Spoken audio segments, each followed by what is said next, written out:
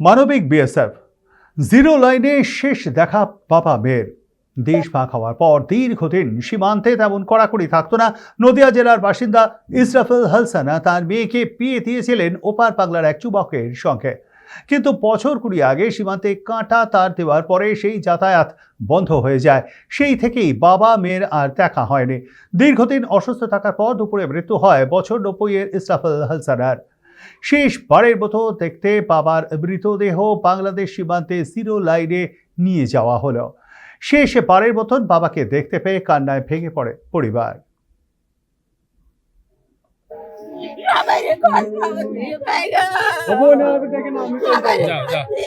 তিনি ইন্তেকাল করেন। বাংলাদেশে এক মেয়ে আছে, তিনার আত্মীয়স্বজন আমার কাছে জানায় যে মেয়ে বাবার শেষ মুখটা দেখার জন্য। তা আমরা বিএসএফ এর কাছে বিষয়টা জানাই।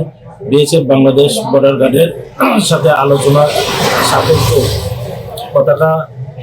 পতাকা বৈঠক করে মেয়ে বাবার শেষ মুখটা দেখতে পাই।